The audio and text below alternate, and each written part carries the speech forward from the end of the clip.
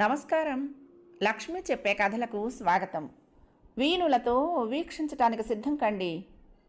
ప్రియ సఖులు, ఇప్పుడు మనం ప్రముఖ సీనియర్ రచయిత శ్రీ పిఎస్ నారాయణ గారు రచించిన స్పర్శ ధారావాహిక నుండి రెండో భాగం వినేద్దామండి. మీకు ఎలాంటి స్వేచ్ఛ కావాలి అడిగాడు ఆదిత్య అదే నవ్వుతో. ఆ ప్రశ్న క్షణం గుండెల్లో కలుక్కుమనేలా గుచ్చుకుంది. తడబడింది. తనకు కాలేజీలోనే ఫైర్ బ్రాండ్ అనే పేరు వచ్చింది. పెళ్లి చూపుల నాడు ఉదయం నుండి తల్లి పోరు పెడుతూనే ఉంది. ఆ కాసేపు కాస్తంత ఒద్దిగ్గా కూర్చోవే అని. తన తల్లి ఒక సీరియస్గా చూసింది. అంటే నీ ఉద్దేశం? ఎవరికైనా మొదటి చూపులో ఏర్పడిన అభిప్రాయాన్ని మార్చుకోవటం చాలా కష్టం అవుతుంది తర్వాత అంది తల్లి. చెప్పండి, మీరు కోరికల స్వేచ్ఛ అలాంటిది అడిగాడు అతను మళ్ళీ. తడబడటం సుగుణవంతైంది. ఏం చెప్పాలో ఎలా చెప్పాలో అర్థం కాలేదు.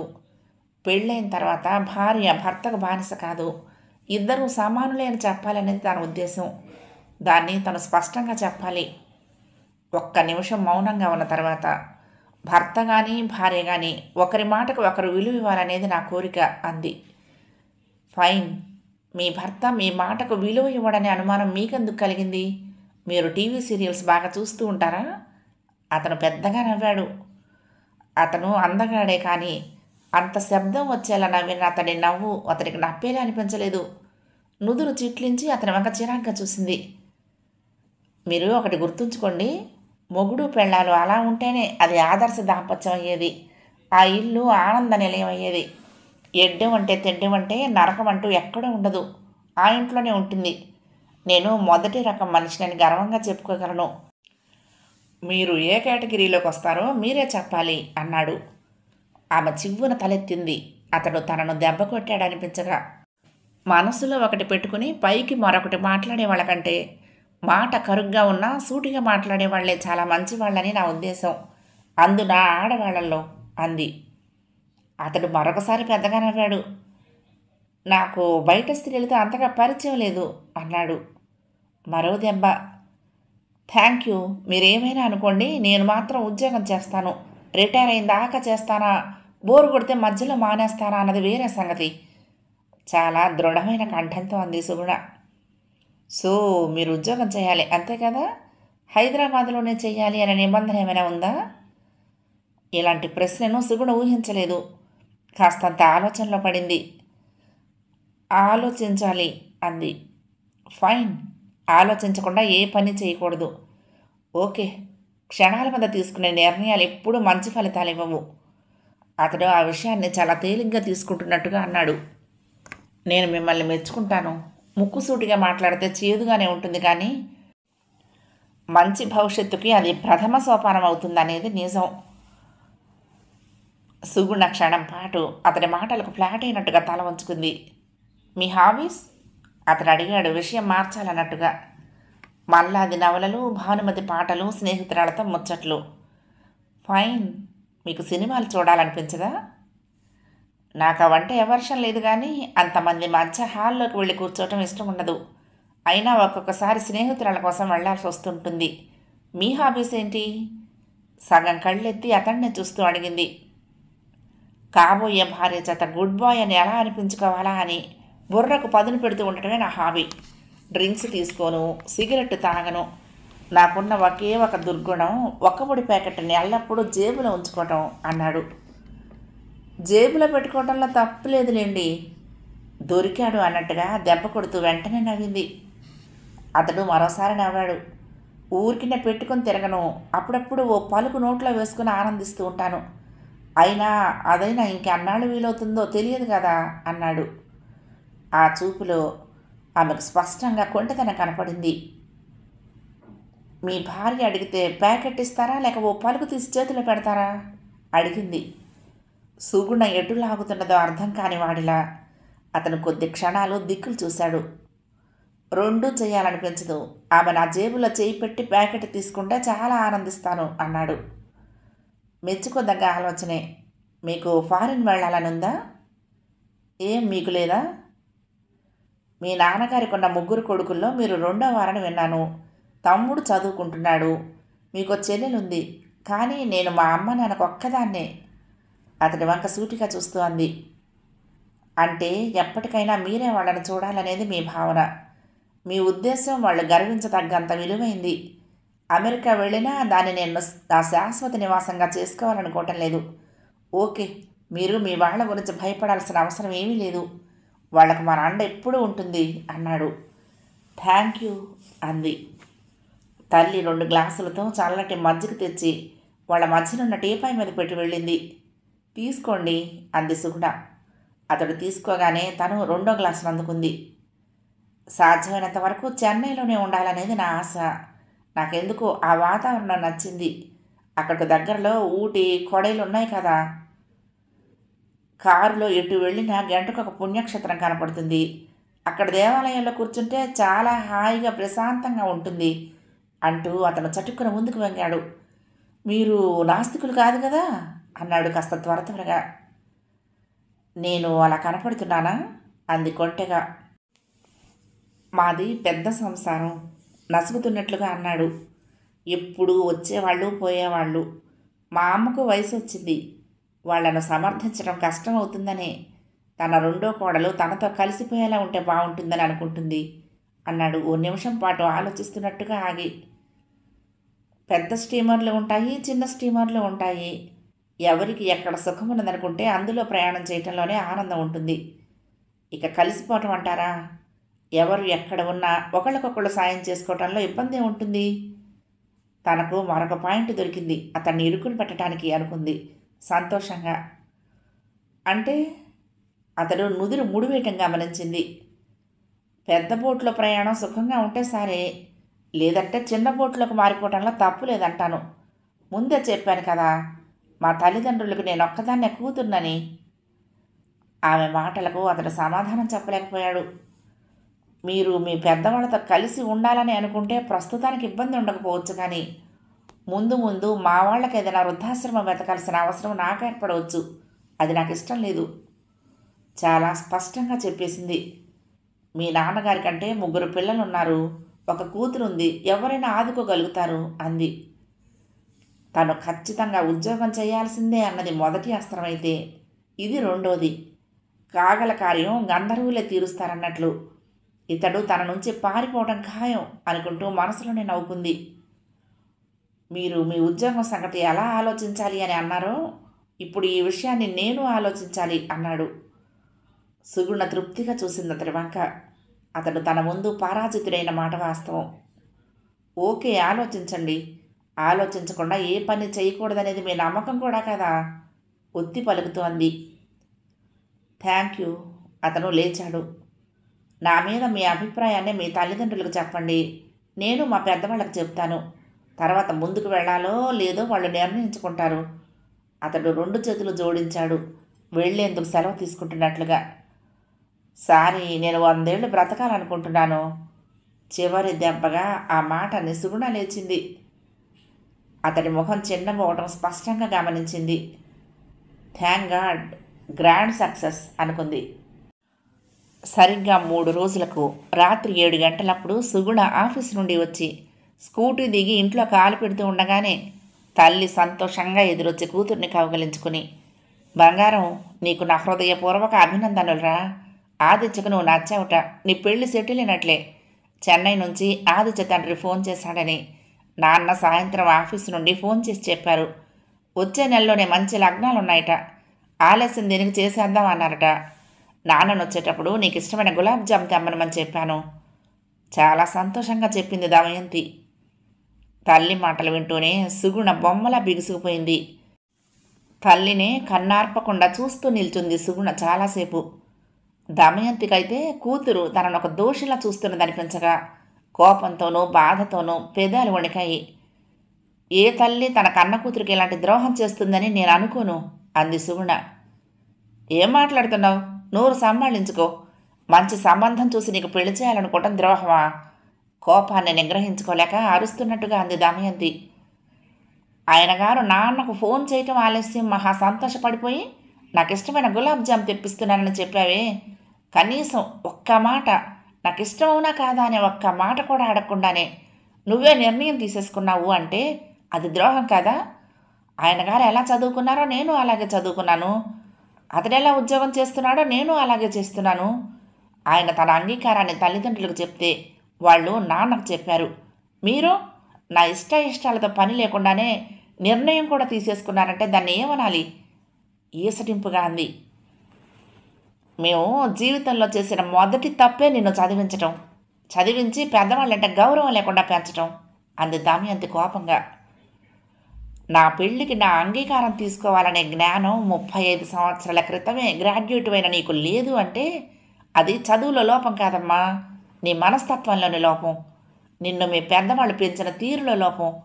నీ ఇష్టాలన్నింటినీ కన్నాననే అధికారంతో కూతురి మీద రుద్దాలనే అహంభావంతో తప్పిస్తున్నా నీలోని లోపం. దమయంతికి కూతురి మాట తీరుకు ఏడుపు వచ్చింది. తమ బెడ్రూంలోకి వెళ్ళి నోటికి చీర చెంగడ్డు పెట్టుకుని కుళ్ళి ఏడవసాగింది. సరిగ్గా ఆ సమయంలోనే ల్యాండ్లైన్ మోగింది. చికాగ్గా వెళ్ళి సుగుణ ఫోన్ ఎత్తింది. ఏమే ఇంటికి తగలడ్డావా? అభినందనలు, నీ మ్యారేజ్ సెటిల్ అయింది కదా? ఫోన్ చేసింది తులసి విజయవాడ నుంచి. ఎవరే నీకు చెప్పింది? ఇల్లంతా వినపడేలా అరిచింది సుగుణ. నీతో మాట్లాడి చాలా రోజులైందని ఆఫీసు నుండి వచ్చావేమోనని గంట క్రితం ఫోన్ చేశాను. ఆంటీ చెప్పిందిలే. లగ్నాలు పెట్టించారా ఇంకా పెట్టించాలా అడిగింది తులసి. చుప్ నోర్మి. ఫోనును విసురుగా క్రెడిల్ చేసి తన గదిలోకి వెళ్ళబోతూ ఉండగా వాకిట్లో కారు ఆగిన శబ్దమైంది. మరు నిమిషంలోనే శారద జయంతి లోపలికొచ్చారు. అబ్బా, ఎంత శుభవార్త విన్నామే! నిన్ను పెళ్లికి ఎట్లా ఒప్పించాలా అని మేము ఆలోచనల మీద ఆలోచనలు చేస్తున్నాము. నీలవేణైతే నీకు క్లాస్ తీసుకునేందుకు మళ్ళీ వరంగల్ నుంచి 2 రోజుల్లో వస్తానంది. మా హృదయపూర్వక శుభాకాంక్షలు స్వీకరించు తల్లి. సుగుణను కావలించుకున్నారు వాళ్ళు. ఒక్కసారిగా నీరసం వచ్చింది సుగుణకి. విజయవాడ నుండి తులసి ఫోన్ చేసి చెప్పింది, ఆంటీ చెప్పింది కదా, మాకు తెలియకుండానే ఇంత గ్రంథం నడిపామన్నమాట. పెళ్లి చూపుల నాడు మమ్మల్ని పిలిస్తే ఆయన గారిని మేము ఎక్కడ ఎగరేసుకుపోతామోనని భయపడ్డావా? వాళ్ళు సుగుణను పట్టుకుని మెలికలు తిప్పారు. చీ వదలండి ముందు, అంత దరిద్రపు సంత దొరికింది నాకు. ఆయన గారికి నేను నచ్చానట. జరిగింది అంతవరకే. నాకు అతనేమి నచ్చలేదు. నేను ఈ పెళ్లి చేసుకోవటం లేదు. సుగుణ ఉక్రోషంతో మొహమంతా నల్లబడిపోగా స్నేహితురాళ్లను విదిలించి కొట్టి తన పడగదిలోకి వెళ్ళిపోయింది. అసలు తన అంగీకారం తీసుకోకుండానే ఇంతవరకు తీసుకొచ్చిన తల్లి అంటే చాలా కోపం వస్తుంది సుగుణకు. ఒక్కసారిగా హాల్లో సూది పంట వినపడేంత నిశ్శబ్దం వినపడింది. 2 క్షణాల్లోనే తేరుకుని వాళ్ళిద్దరూ సుగుణ వెనకనే ఆమె గదిలోకి వెళ్లారు. హాల్లో కూతురు అన్న మాటలు వింటూనే దమయంతి మ్రాన్ పడిపోయింది. బెడ్రూమ్లో మంచం పక్కనే ఉన్న ల్యాండ్ ఫోన్ అందుకుని జగన్నాథం భార్యకు ఫోన్ చేసింది. వదిన గారు, మీరు అన్నయ్య గారు వెంటనే మా ఇంటికి రండి. చెన్నై నుండి వాళ్ళు ఫోన్ చేసి వివాహానికి అంగీకరించారు అని చెప్పినప్పటి నుంచి అది అగ్గి మీద గుగ్గిలమై ఎగిరెగిరి పడుతోంది. నాకు కాళ్ళు చేతులు ఆడటం లేదు అంది ఏడుపు దిగమింగుకుంటూ దమయంతి. రుక్మిణి పక్కున నవ్వేసింది. మీరేం భయపడబోకండి అనవసరంగా. పిల్లకి నేను చెప్తానులే. ఇదిగో ఈ వేషాలన్నీ ఆ బెల్లం జీలకర్ర నెత్తిన పెట్టించుకునేంతవరకే. ఆ క్షణం నుంచి దానికి అసలు మనం కనపడతామా అని. తర్వాత మొగుడి ధ్యాస తప్ప మరొకటి ఉండదు ఈ కాలం పిల్లలకు అంది. నేను అనకూడదు కానీ తెలిసిన వాళ్ళతో సంబంధం ఇది. మా పరువు ఎక్కడ తీస్తుందోనని భయంగా ఉంది అంది భేషజం లేకుండా. అటువైపు ఉంది పిల్లవాడి పిన్ని అనైనా లేకుండా. వదిన గారు, దాని విషయం నాకు వదిలేయండి. ఇవాళ రావులేండి. మీరే అంటున్నారుగా చాలా వేడి మీద ఉందని. ఇప్పుడు ఎవరు చెప్పినా పిల్ల బుర్రకి ఎక్కదు. రేపు కానీ ఎల్లుండి కానీ వస్తాం. నేను మాట్లాడతానులే. ఒక్క విషయం గుర్తుంచుకోండి, వాళ్లకు రాసి పెట్టుంటే ఎవరు ఎంతగా కాదన్నా ఈ పెళ్లి జరుగుతుంది. కాదు కూడదు అని మొండికేసిందా, నేను మా బావగారు వాళ్ళకి సర్ది చెప్తాను కానీ మీరేం భయపడబోకండి. పరువులు పోయే పరిస్థితులు ఏమీ రావు. పెళ్ళిళ్ళు మనం చేసేవి కాదు, స్వర్గంలో అవుతాయనే విషయం ఎవరికి తెలియంది కనుక. ఏం స్వర్గమో ఏం పెళ్ళిళ్ళో, ముందు నా బుర్ర తిరిగిపోతుంది. ఈ ఆడపిల్లలు ఈ రోజున ఇలా తయారవటానికి కారణం ఏమిటంటారు? మొగుడన్నా అత్తగారు ఆడపడుచులన్నా భయం. ఏ ఛానల్ చూసినా ఏముంది గర్వకారణం అన్నట్లు గృహహింస వార్తలే. కిరసనాయిలు పోసి కాల్చేశారు, అత్తారింట్లో బాధలు పడలేక ఆడపిల్లలు ఆత్మహత్యలు చేసుకున్నారు అనే. వీటికి తోడు ఎటుపోతున్నాయో కూడా తెలియనంతగా సీరియల్స్. ఇలాంటివి పూర్వం జరగలేదనా? అప్పుడూ జరిగాయి. ఆ రోజుల్లో వాటిని చూసి చుట్టుపక్కల వాళ్ళ చెవులు కొరుక్కోవడంతో సరిపోయేది. ఇప్పుడు ప్రపంచమంతా ఈ టీవీ ఛానల్స్ అన్నీ రోజుల తరబడి ఇంకేం వార్తలు దొరకలేదన్నట్లుగా చూపించిందే చూపిస్తూ పెళ్ళంటే ఓ నరకం అన్నట్లుగా భయపెట్టేస్తున్నాయి, ముఖ్యంగా మధ్యతరగతి ఆడపిల్లల్ని. అందుకే కదా మొన్న న్యాయస్థానం మొట్టికాయలు వేస్తూ వాటి ప్రసారాన్ని నిషేధించింది అంది రుక్మిణి అనునయంగా. మూడో రోజు ఉదయం 10 గంటలకల్లా నీలవేణి వరంగల్ నుంచి వచ్చింది కాబోయే మొగుడితో సహా. జయంతి స్టేషన్కి కారు తీసుకువెళ్ళి వాళ్ళని తనింటికే తీసుకొచ్చింది. ఇంటికొస్తూనే సుగుణకు ఫోన్ చేసి చెప్పింది. మూడో సుత్తి కూడా వచ్చిందా? సాయంత్రం 6 తగలడండి ఇంట్లో, ముగ్గురికి కలిపి ఒకేసారి పెళ్లి చేస్తా అంది సుగుణ. 3 కాదే 4 అంది జయంతి. ఆ 4గో రాక్షసి ఎవరు? రాక్షసి కాదు, రాక్షసుడు. నీలవేణి ఉడ్బి. అత్త కొడుకు బావే కదా అని చంకనేసుకొచ్చేసింది. హైదరాబాద్లో మా ఫ్రెండ్స్ అంతా మనకు అడ్వాన్స్ పార్టీ ఇస్తామంటున్నారు, రమ్మనమంటూ. నీకు చెప్పకుండా వెన్యూ ఫిక్స్ చేస్తే తిట్టిపోస్తావేమోనని చెప్తున్నది. ఏ హోటల్లో అరేంజ్ చేద్దామంటావు? నా పెళ్ళి నాకు చెప్పకుండా చేయాలనుకుంటున్నారు. ఇక వాళ్ళకి ఇవ్వబోయే పార్టీకి వెన్యూ నాకు చెప్పి ఫిక్స్ చేయాలా? ఏం మాట్లాడుతున్నావే? మీకు కూడా ఎగతాళైపోయిందా నేనంటే? విసురుగా అంది. అమ్మో, నిన్ను ఎగతాళి చేసి మేము బ్రతికేమా తల్లి? వాళ్ళు మా ఇంట్లోనే దిగారు. పార్టీ మా మేడ మీద అరేంజ్ చేస్తే హోటల్లో కంటే హాయిగా ఉంటుందేమోనని ఇంకో ఆలోచన చెప్పింది జయంతి. కానియండి కానియండి, ఎక్కడికి వచ్చినా సరే నా చేతిలో మీ పెళ్ళి ఖాయం. చూస్తే మీరేదో గూడు పుటాన్ని చేస్తున్నారనిపిస్తోంది నాకు. పెద్దవాళ్ళని ఎవరిని పిలవకండి, మనం స్వేచ్ఛగా మాట్లాడుకోలేము అంది. Okay, thank you. అలాగే రామాయణంలోలా 4 పెళ్ళిళ్ళు ఒకే వేదిక మీద చేస్తే కాస్త హాలు ఖర్చైనా తగ్గుతుందే పక్కపక్క నవ్వుతూ అంది జయంతి. సాయంత్రం 7 అవుతూనే జయంతి ఇంటికి వెళ్ళింది సుగుణ. అప్పటికే శారద, మహబూబ్ నగర్ నుంచి సులోచన వచ్చారు. ఇదెప్పుడు తయారైంది అంది. నీలవేణి వస్తున్నానని ఫోన్ చేయగానే దానికి చేశాను. వెంటనే కారు తీసుకొచ్చేసింది. రేపొద్దున మనమంతా మహబూబ్ నగర్ వెళ్ళాలి. దానికి పెళ్లి చూపులట. నీలాగా రహస్యంగా చేయటం లేదు ఇది. సుగుణ వైపుకు తిరిగింది జయంతి. అంటే ఏంటే మెయిన్ రోడ్డు మీద పెట్టేస్తుందా తతంగమంతా? అందరూ పెద్దగా నవ్వారు సుగుణ మాటలకి. మీ అందరికీ నచ్చితేనే నేను ఓకే చేసేది అంది సులోచన. మేమా నువ్వా ఆయనతో సంసారం చేసేది? జయంతి సులోచన నెత్తిన ముడుతూ అడిగింది. నేనే చేసినా 4 మెచ్చేలా ఉండాలి కదా మా జంట. వాకిట్లో కారు శబ్దం అవటంతో జయంతి కిందకు పరిగెత్తింది. ఇంకెవరు వస్తున్నారే? సుగుణ నుదురు చిట్లించి అడిగింది. దుర్గా. సుగుణ ఉలిక్కి పడింది ఆ మాట వినగానే. నేను టూర్ నుంచి రాగానే దాన్ని మా బాబాయ్ దగ్గరికి తీసుకువెళ్తానన్నాను. మధ్యలో నాకు ఇదొక పిచ్చిగోల తయారై మూడంతా పాడవటంతో ఆ విషయమే పట్టించుకోలేదు. ఇది పిచ్చిగోలేం కాదులేవే, మంచి గోలే శారద నవ్వుతూ అంది.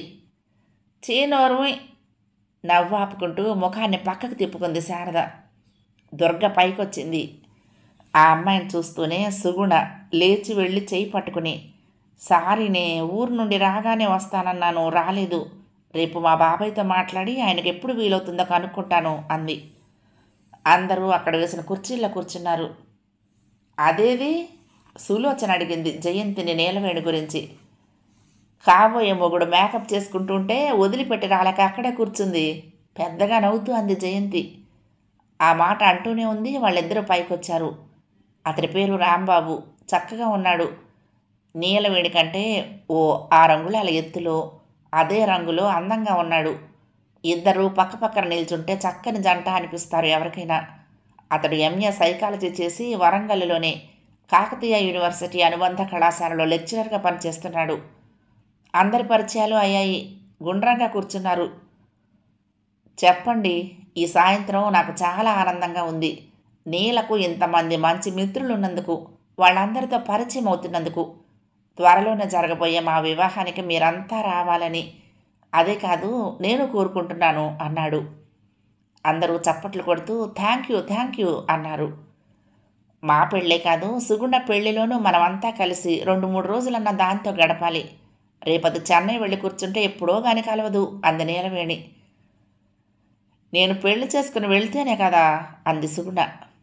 అదేంటండి ఇంకా ఫైనలైజ్ కాలేదా రాంబాబు అడిగాడు.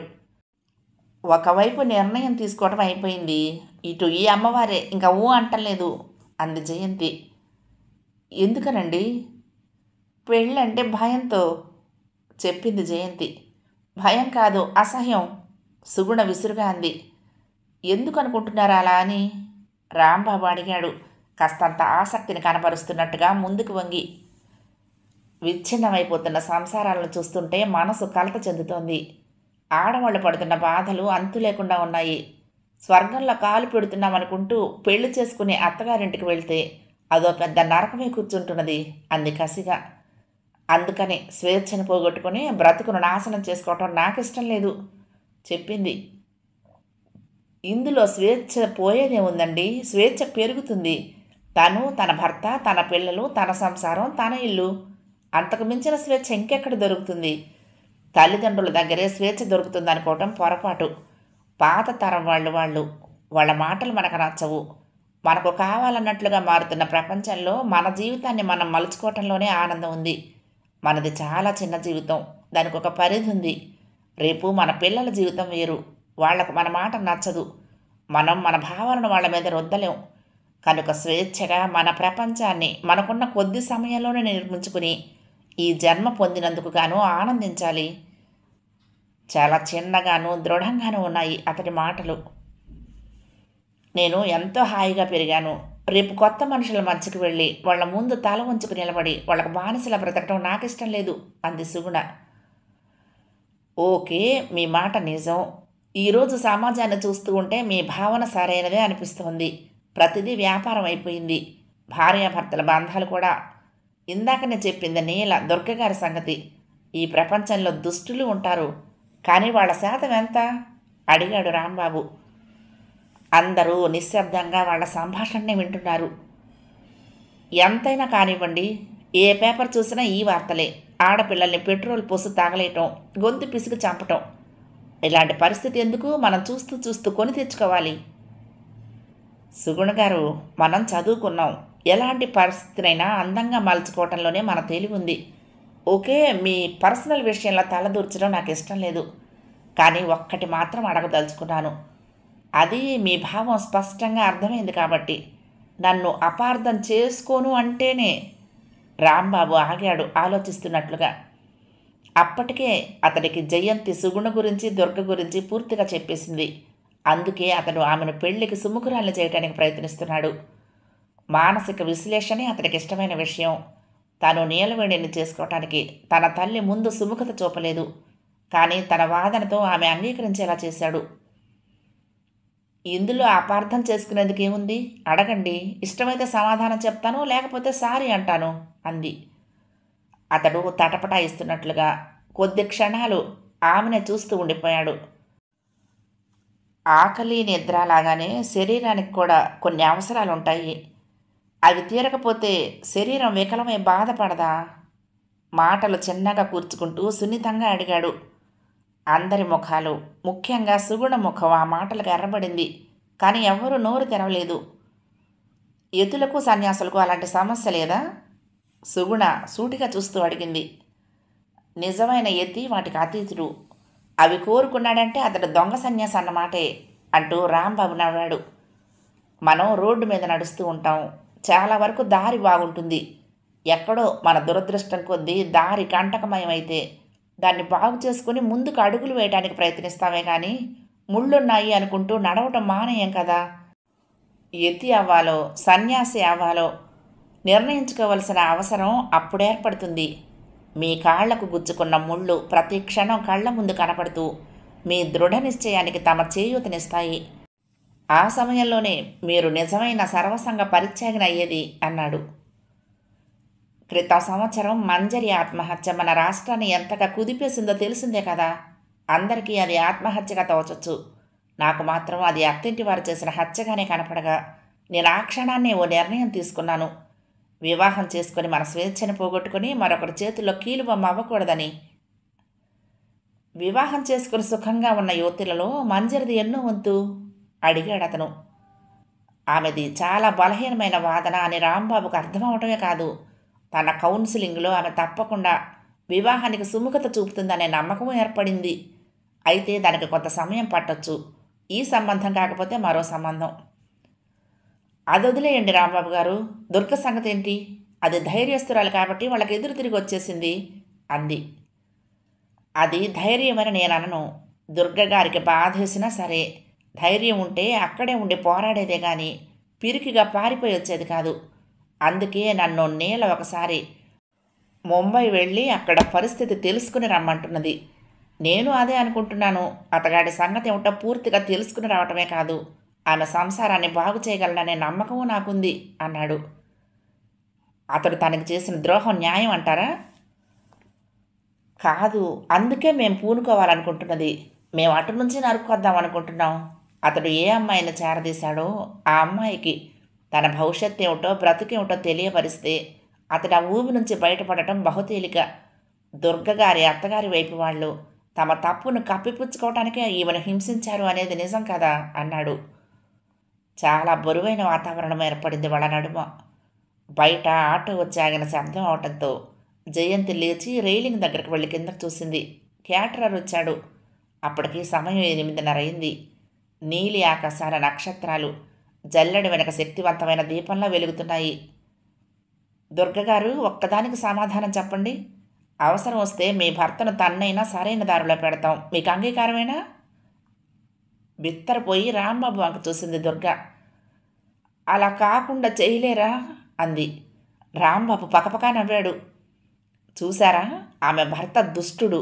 తనను అతడు ఎంతగా హింసించినా అతడిని మరొకరు హింసించటం ఆమె సహించలేకపోతోంది.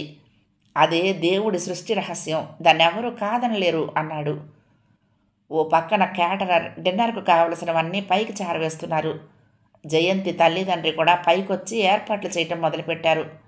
అందరూ ప్లేట్లు అందుకుని భోంచేస్తూ ఉండగా రాంబాబు సుగుణ దగ్గరకు వచ్చి, శరీరానికి యవ్వనం బంగారం లాంటిది, ఈ భయాలన్నీ పాదరసం లాంటివి, జర్రున జారిపోతూ ఉంటాయి మన చుట్టూ. మనం ఎలర్ట్గా ఉండి దానికి దూరంగా జరగకపోయామా మన పసిడి రంగే మారిపోతుంది. సుగుణ విని ముభావంగా ఊరుకుండిపోయింది. ఆ క్షణాన అతడికి ఎదురు చెప్పడానికి ఆమె నోరెవరో నొక్కినట్లే అయ్యింది. నేను ముంబై వెళ్ళొచ్చిన తర్వాత నీళ్లను తీసుకొని మరొకసారి మీ దగ్గరకు వస్తాను. అప్పుడు ఆలోచిద్దాం దుర్గగారి సంగతి అతడు లోగొంతుకుతో అన్నాడు. మీ వివాహ విషయం కూడా. సుగుణ అతడి మాటలకు అవుననలేదు, కాదనలేదు. ఆమె మౌనాన్ని అతడు తృప్తిగా ఆస్వాదించాడు, తన మిషన్లో సగం విజయం సాధించినట్లే అనుకుంటూ. జయంతి ఇంటి నుండి అందరూ బయటకు వచ్చేటప్పటికి 10 అయింది. 6 గంటలకల్లా రెడీగా ఉండాలి. మనమంతా మహబూబ్ నగర్ వెళ్దాం, మళ్ళీ భోజనాలు చేసేసి వచ్చేద్దాం జయంతి చెప్పింది. ఆ రాత్రి రాంబాబు నీలవేణితో పాటు సులోచన కూడా వాళ్ళింట్లోనే ఉండిపోయింది. సుగుణ ఇంటికి చేరేలోగా జయంతి వాళ్ళ ఇంటికి ఫోన్ చేసింది.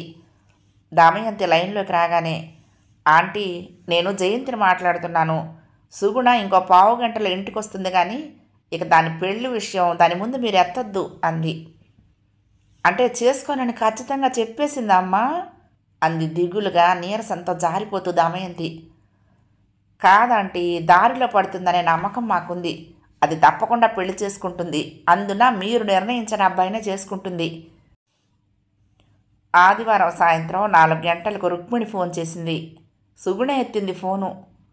నువ్వు ఇంట్లోనే ఉంటున్నావా? పూణే నుంచి సుస్మిత వచ్చింది, ఇప్పుడు నీ దగ్గరకు వస్తున్నది చెప్పిందామె.